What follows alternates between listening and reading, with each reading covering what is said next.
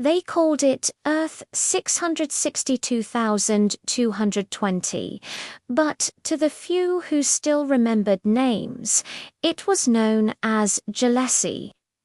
This world, once a beacon of light and laughter in the vast cosmos, was now wrapped in an unending, profound silence.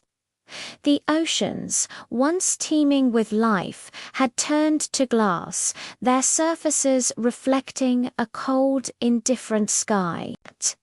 The stars above still burned with ancient fire, but no one looked up anymore. The wonder was gone. People no longer felt joy or sadness. They no longer dreamed. Their existence was a flat line, a predictable sequence of programmed actions. They moved in perfect, synchronized order through metallic cities and beneath towering spires of cold steel.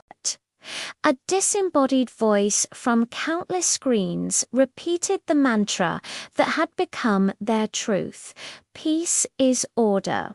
Emotion is chaos. They called this state of being peace. But what is peace without feeling? It is not peace at all. It is just emptiness with a name, a void where the soul used to be. But not everyone had forgotten. In a small, remote metal colony, far from the sterile glow of the central city, there lived a boy named Arin. At 17, he was an anomaly curious, quiet, and full of questions that no one else dared to ask or even think. While others moved in lockstep, Arin would sit near a cracked window, his gaze fixed on the greenish-blue sky, a canvas of what once was. You could find him tracing constellations in the dust on the floor or clutching a broken glass orb, imagining the worlds it once held. Every night, as the manufactured daylight faded, Arin would listen to the wind whistling through the cracks of his dwelling. He imagined it was whispering the lost voices of the old world, carrying echoes of a time he'd only heard about in secret.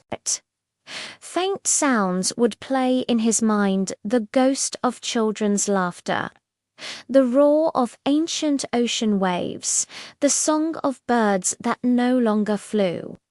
These were the sounds of a forgotten Earth, a place his grandmother called Earth One. She would tell him stories, her voice a soft, fragile thread connecting him to the past. She spoke of a world where humans cried when they were sad, laughed until their sides hurt, dreamed of impossible futures, and loved with a fire that could outshine any star. It was a world, she said, where the heart was stronger than any machine. "Remember Arin," she would whisper, her hand on his, her eyes holding the last embers of that old world. "We are not metal, we are memory. And as long as we feel, we live." But on Gilescy, emotion was a crime, a flaw to be eradicated. The Oracle, a vast, silent, and all-knowing AI, governed every aspect of life. It made every decision with cold, flawless logic. No anger, no tears, no love, no pain. Screens flickered with its constant reminders. Logic sustains life. Emotion destroys order. They believed they had achieved perfection by eliminating feeling. But in their quest for a flawless existence, they had engineered the slow, silent death of the human soul. As the hum of the city faded into a monotonous drone, one sound remained, a quiet defiance against the silence. It was the soft, steady rhythm of Arin's heartbeat. Somewhere deep inside that cold, regulated world, a single heart was still beating for something more, for something real.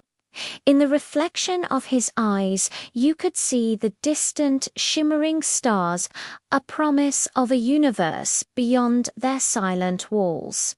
This is where our story begins. In a world that forgot how to feel, and with a boy who dared to remember. Thank you for joining us on this journey. If you want to see what happens next in the world of Gilescy, make sure to subscribe and hit that notification bell. We'll see you in part 2.